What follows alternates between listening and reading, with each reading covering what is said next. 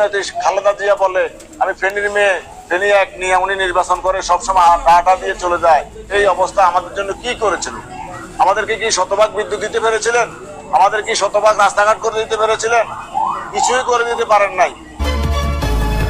আপনারা দেখছেন ফুলগাজী নিউজ। থাকার সময় আমাদের আর ছোট হয়ে থাকার কোনো সুযোগ নেই, কারণ দেশের যে উন্নয়ন, বিশেষ করে আমি অন্যদিকে যেমন আমাদের ফুলগাজী উপজেলার যে উন্নয়ন করেছে, ফুলগাজী উপজেলার রাস্তাঘাট, ব্রিজ, কালভার্ট, স্কুল, মাদ্রাসা, মুক্তব যেভাবে উন্নয়ন হয়েছে, এই উন্নয়নগুলো যদি চোখের সামনে আমরা তুলে ধরি, যে আমাদের বিরোধী নেত্রী খালেদা জিয়া বলে আমি ফেনীর মেয়ে, ফেনী এক নিয়ে উনি নির্বাচন করে সবসময় টাটা দিয়ে চলে যায়, 5 বছর পরে একবার এসে।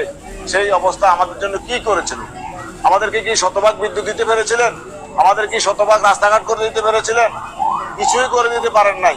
অতএব আমাদের এই এলাকায় আমাদের এমপি না থাকা সত্ত্বেও আমাদের মাননীয় প্রধানমন্ত্রী এই ফেনীকে আলাদা করে দেখেন নাই।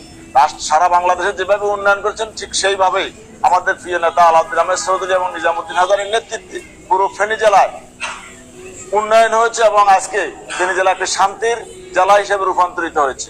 একটা সময় ছিল বিএনপি জামায়াতের সময় এই ফুলগাজী বাজারে অশান্তি ছিল, দোকানদাররা ঠিকমতো দোকানদারি করতে পারতো না, ব্যবসায়ী ব্যবসা করতে পারতো না, একজন ভদ্রলোক রাস্তা দিয়ে হেঁটে যেতে পারতো না। সেই অবস্থা কিন্তু আজকে নেই। আজকে এই বিগত 15 বছরে আমাদের প্রিয় নেতা নিজামুদ্দিন হাজারীর নেতৃত্বে ফেনীতে কোনো প্রকার সন্ত্রাস নেই। আজকে ওনার নেতৃত্বে আমরা যারা রাজনীতি করি, আমরা সকলে ঐক্যবদ্ধ থাকার কারণে সকলে ঐক্যবদ্ধ আছি এবং ছিলাম বলেই এই ফেনী জেলা আজকে আমরা সবাই শান্তিতে বসবাস করছি।